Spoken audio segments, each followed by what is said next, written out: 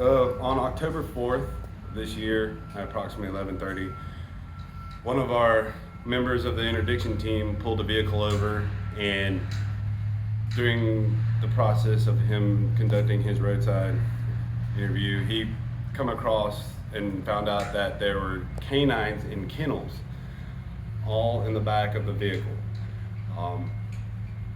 Once he noticed that, he gave me a call. I came over there. We started looking at it. We noticed that there was a canine in the back trunk area of the car. It's a van. So when we looked at the tailgate, we could see that there were two dogs in the back, adult males, in kennels that were too small for them. One of the canines had lacerations, punctures, and scrapes that were consistent with dog fighting. We looked in the front of the van and we noticed that there were other canines in there. There was a mother with 5 puppies, and then there was another canine off to the side next to that mother. Further looking in the back tailgate area, there was also 2 other puppies that were in other kennels stacked on top of the adult canines. There was also controlled substance that was involved that was found in the vehicle. So he was arrested, brought up here and booked. This is still an ongoing investigation. During the process, we believe that these dogs were being used for dog fighting or transporting for dog fighting in a large scale dog fighting ring, or for the purpose of bait dogs. Explain bait dogs, because I've had some readers just say that's a myth or it's not that big of a deal. Explain that, please. Without getting too general. Yeah. So basically, bait dogs are used for fighting dogs to practice with. They take a dog, smaller puppy, something like that, and they match it with the dog, and then what happens. That's generally what the bait dogs are used for. They're just used for the fighting dog to practice with. Normally bait dogs don't make it. Basically to condition the dog to kill other dogs. Not to kill, or to attack them. Not to attack, but more, I guess like you said, practice. But and sometimes they use smaller dogs before a fight. They'll give them a smaller dog to practice with before they go to a fight. Generally, fights last somewhere around an hour, 45 minutes to maybe 2 hours sometimes. But that's generally what these dogs were being used for. Come to find out, 2 of the dogs, the 2 puppies that were in the tailgate, they had parvo, which is pretty harsh on the puppies.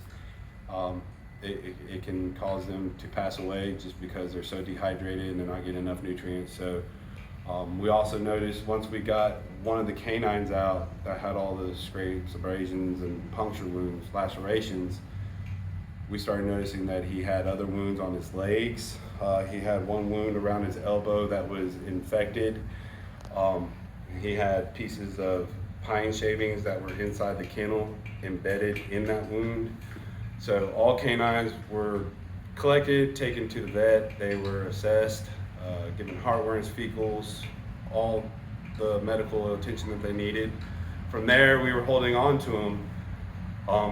And you've managed to save all the dogs, correct? Oh, all dogs are fine. Yeah. All dogs are at the Webster Animal Shelter right now. And the parvo was cured. Parvo is cured. Parvo is more. You got to let it run its course, but you have to give them lots of water. You have to feed them. You have to give them medicines to keep them from throwing up, stuff like that. And I'm not a medical professional, but that's just what I was told to do with these dogs. They are fine. They can shed parvo for a certain time period, even after they're fine. So we had them isolated from all other canines.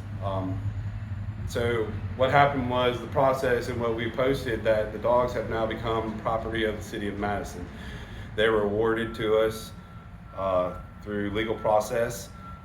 So now that they're And y'all just obtained full legal custody. we of them, just correct? obtained full legal custody. So of now them. you're taking applications. So for now them. what we're doing is we're taking applications for the puppies. There is already an application for the mother of the puppies. The 2 parvo puppies are now inside Webster and not isolated. We saw them yesterday. They were pretty playful. Oh yeah, they're real playful. They're very playful. And I like the little tan one. She's a little she's a little timid at first, but when she comes up, she starts licking on you. It's funny. Yeah, I saw that. So the adult males, you have Rocky, Plato, and Hershey. Hershey's Hershey because he looks chocolate. So, and then Plato's Plato, but he has a black mask. And then you have Rocky. He's the one who had the most severe wounds. And those wounds were 5 to 7 days approximately prior to us coming across them during that stop. So they were even worse. So Yeah. they were fresh wounds when we saw them, and according to the vet, it was approximately 5 to 7 days that those wounds had probably happened. Now he's healed up, he has scars, but he's a very happy, playful dog. He loves humans.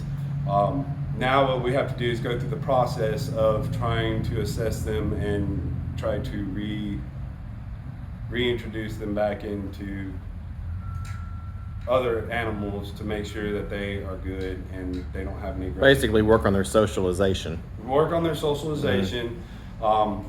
Rocky actually likes female canines. When I have one female canine that loves to any dog, it doesn't matter. She's just happy to be in the world. He likes her.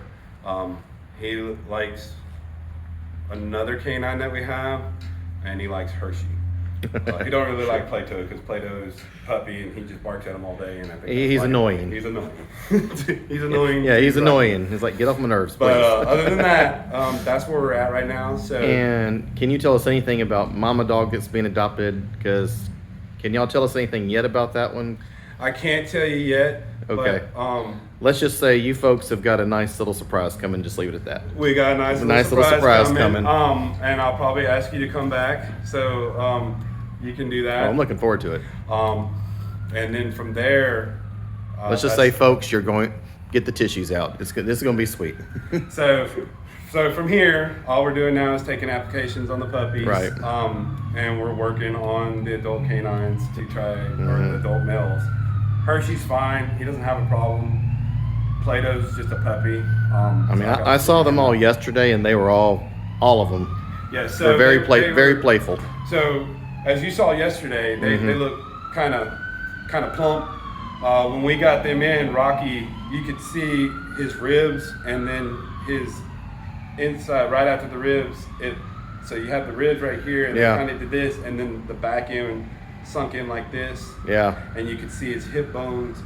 Plato was on the thin side. You could see his ribs. He wasn't as sunk in. Rocky had a little muscle mass loss in his head. So did Plato. Hershey was just kind of average, a little bit below average.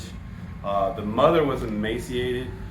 She was also feeding puppies, which is kind of goes along with it, but still, with her feeding the puppies, her weight was still underweight what she would because she wasn't getting fed enough to provide for herself and the puppies at the same time. So that's kind of where we're at right now. Okay. That's where the post came from, was because we were awarded legal custody of all 11 canines from that stop, and that's where we're at. And as you said, the investigation is still underway. The investigation is still ongoing. And but these the are charges these are felony charges, correct? These are felony charges. Okay. So the 2 charges is animal cruelty, dog fighting, which is transporting, possession. Then the other one is possession of a controlled substance. Gotcha. And so the investigation is still ongoing right now on that side, but we were just posting about how we got the canines. Gotcha. Where it's coming from. All right. Well, thank you very much. Yes, sir.